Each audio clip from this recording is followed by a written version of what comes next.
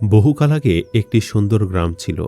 এই গ্রামের সবকিছু সবুজ, শান্ত এবং আনন্দময় ছিল।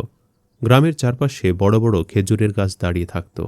গাছগুলো এতই উঁচু ও সবুজ ছিল যে মনে হতো তারা এই গ্রামটাকে রক্ষা করার জন্য পাহারা দিচ্ছে। গ্রামের মধ্যে ছোট ছোট পথ, নরম মাটির রাস্তা আর একটা পুরনো কুয়ো ছিল। সেই কুয়া থেকে ধীরে ধীরে পানি বের হতো এবং এই কুয়োতে এত বেশি পানি ছিল যে এই পানি অনেক ব্যবহার করেও শেষ হতো না। গ্রামটিতে দূর দূরান্ত থেকে অনেক মানুষ আসতো। তাদের সঙ্গে আসতো উট আর মালপত্র। তারা এই গ্রামটাতে কিছুদিন থাকতো, বিশ্রাম নিত এবং ফেরার আগে আবার জিনিসপত্র নিয়ে যেত। এই গ্রামের নামটা ছিল সেহেরা। আর সেহেরার মানুষদের কাছে এই গ্রাম ছিল একটা আনন্দের জায়গা।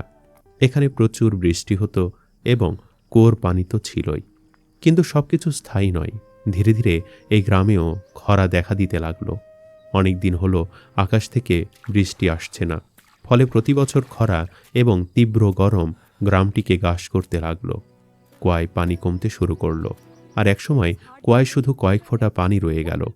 ফলে গ্রামের মানুষরা চিন্তায় পড়ে গেল। বিশেষ করে গ্রামের চৌধুরী সাহেব। তিনি এই গ্রামের সবচেয়ে প্রিয় এবং সম্মানিত ব্যক্তি ছিলেন। চৌধুরী সাহেব সবসময় গ্রামের মানুষের কল্যাণ চিন্তা করতেন। তার চোখ এই গ্রামের দিকে সবসময় তাকিয়ে থাকত, যেন সব কষ্ট, দুঃখ এবং সমস্যা তিনি নিজ চোখে দেখেন। চৌধুরী সাহেব জানতেন তার গ্রাম এখন বিপদের মধ্যে আছে, কিন্তু তার হাতে একটা গোপন ক্ষমতা ছিল। তিনি এই গ্রামের শেষ প্রান্তে একটি বড় কঠিন চূড়ার মধ্যে একটি গোপন কুয়ো খুঁড়েছিলেন। তিনি তার পিতামাতার সঙ্গে একটি অঙ্গীকার করেছিলেন যে কখনো এই কুয়ার কথা কেউ জানবে না, যতক্ষণ না বিপদ আসছে। এবং এখন সেই সময় এসে গেছে। চৌধুরী সাহেবের সামনে দাঁড়িয়েছিলেন তার ভাতিজা শাহিদ। শাহিদ যুবক, শক্তিশালী এবং দৃঢ় প্রতিজ্ঞ। কিন্তু শাহিদের চোখে ছিল খুব লোভ।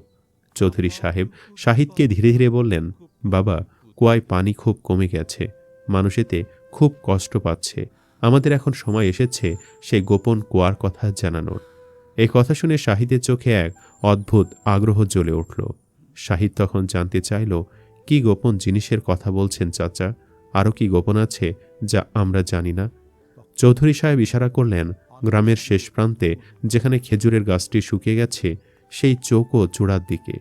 সেখানে একটি কুয়া আছে। আমি এবং তোমার বাবা জৈবনে এটি খোদাই করে রেখেছিলাম এবং এই কুয়াটাকে লুকিয়ে রাখার জন্য একটা বড় পাথর দিয়ে ঢেকে রেখেছিলাম এবং এর উপরে বালির একটি ঘন স্তর দিয়ে রেখেছিলাম যেন কেউ না জানে।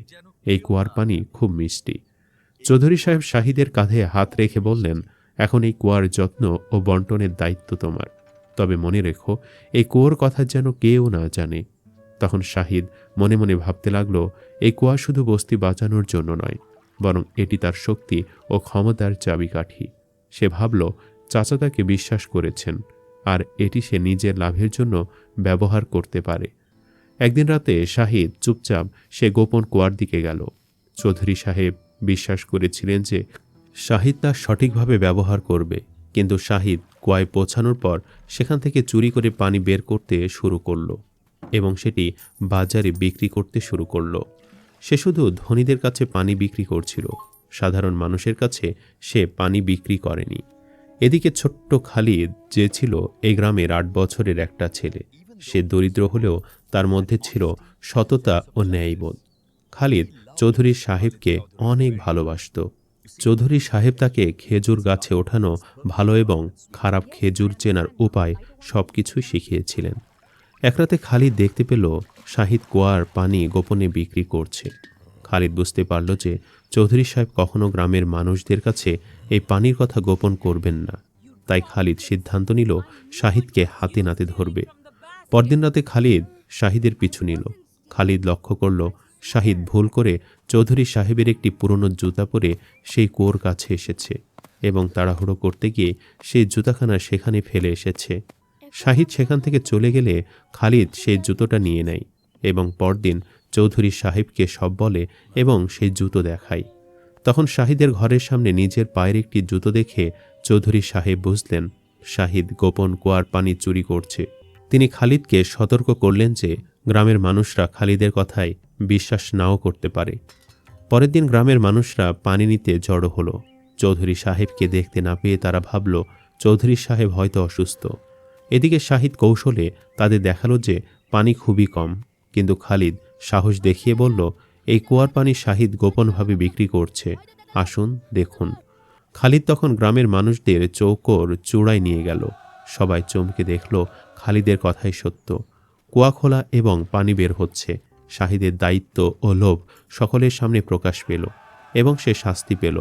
অন্য এই গোপন কুয়োর কথা জানতে পেরে গ্রামের মানুষরা অনেক আনন্দিত হলো। খালিদের এই সাহসিকতা দেখে গ্রামের মানুষরা খালিদকে বীরের মতো আদর করল। এদিকে শাহিদ গ্রাম থেকে পালিয়ে গেল, আর কুয়োর পানি গ্রামের সবার জন্য উন্মুক্ত করে দেওয়া হলো। চৌধুরী সাহেব খালিদকে নিজের সবচেয়ে বিশ্বস্ত বন্ধু বানালেন। তিনি প্রতিশ্রুতি দিলেন বড় হয়ে খালিদ এই গ্রামের দায়িত্ব নেবে। এরপর গ্রামের শিশুদের জন্য চৌধুরী সাহেব নতুন কিছু নিয়ম তৈরি করলেন। সবাইকে শেখানো হলো খেজুরের গাছের চারপাশে নিরাপদভাবে চলা, কুয়ার পানি সংরক্ষণ করা এবং গোপন স্থাপনাগুলো রক্ষা করা। ছোট ছোট শিশুদের মধ্যে এই শিক্ষাটি পৌঁছানো সহজ কাজ ছিল না, কিন্তু খালিদের উদাহরণ দিয়ে গ্রামের শিশুদের বোঝানো হলো যে বুদ্ধি ও সততা দিয়ে কাজ করলে যে কোনো বিপদও কাটানো যায়। খালিদ প্রতিদিন কুয়ায় পানি পরীক্ষা করত। সে দেখত যে পানি পর্যাপ্ত আছে কিনা, কুয়া সঠিকভাবে ঢেকে রাখা হয়েছে কিনা। এরপর গ্রামের মানুষরা একসাথে কাজ শুরু করলো। খেজুরের গাছের চারপাশে ছোট ছোট খালের ব্যবস্থা করা হলো, যাতে এই কুয়োর পানি পুরো গ্রামে পৌঁছায়। সব ভালোই চলছিল। একদিন দূরের পাহাড় থেকে একজন অচেনা লোক এসে গ্রামে হাজির হলো। তার নাম ছিল রফিক। তার চেহারায় ছিল শান্ত ভাব আর চোখে ছিল আত্মবিশ্বাস। রফিক এসে চৌধুরী সাহেবকে বলল, আমি জানি আপনাদের সমস্যা কি, আমি আপনাদের সাহায্য করতে এসেছি। প্রথমে সবাই একটু সন্দেহ করল, কিন্তু রফিক খুব শান্তভাবে তাদের সব কথা শুনল। তারপর সে বলল, কুয়ার পানির একটা গোপন ব্যবস্থা আছে, যা ঠিকভাবে ব্যবহার করা হচ্ছে না। সে বলল, যদি আমরা সঠিকভাবে পানি সংরক্ষণ করি এবং নতুন সেচ ব্যবস্থা তৈরি করি, তাহলে আবার সব ঠিক হয়ে যাবে। রফিকের কথায় আশার আলো দেখল সবাই। তারা একসাথে কাজ শুরু করল। দিনরাত পরিশ্রম করে তারা নতুনভাবে পানি আনার ব্যবস্থা তৈরি করল। কিছুদিনের মধ্যেই পরিবর্তন দেখা গেল। কুয়ার পানি আবার বাড়তে লাগলো। গ্রামের প্রতিটি ঘরে সহজে পানি পৌঁছাতে লাগলো। শুকিয়ে যাওয়া খেজুর গাছগুলো আবার সবুজ হয়ে উঠল। ফসল আবার ভালো হতে শুরু করলো।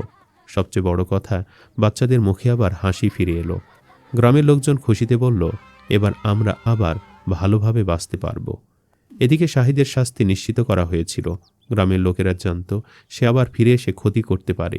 তাই চৌধুরী সাহেব বুদ্ধি করে গ্রামের চারপাশে পাহারা বসালেন। এখন কেউ আর সহজে কুয়ার কাছে যেতে পারত না, আর পানি চুরি করার সুযোগও ছিল না। এভাবে সময় কেটে যেতে লাগলো। ছোট্ট খালিদও ধীরে ধীরে বড় হতে লাগলো। সে শুধু বয়সে বড় হয়নি, তার মন আর চিন্তা ভাবনাও বড় হয়েছে। সে শিখেছে সততা, সাহস আর মানুষের জন্য কাজ করাই জীবনের আসল শক্তি। গ্রামের মানুষও তাকে ভালোবাসতে শুরু করলো। সবাই তাকে সম্মান করত, ছোটরা তাকে অনুসরণ করত। খালিদ সবসময় অন্যদের সাহায্য করত।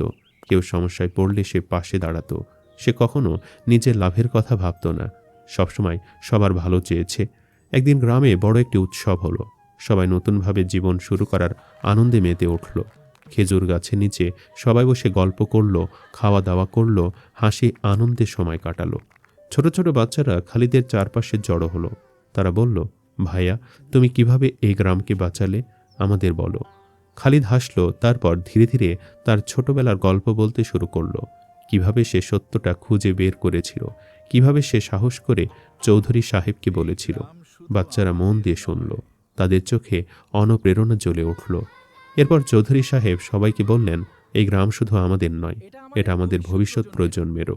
আমরা যদি এটাকে ভালোভাবে রক্ষা করি, তাহলে আমাদের সন্তানরা শান্তিতে বড় হবে। এভাবে একটি ছোট গ্রাম আবার নতুন জীবন ফিরে পায়, মানুষের ভালোবাসা, সাহস আর সততার মাধ্যমে।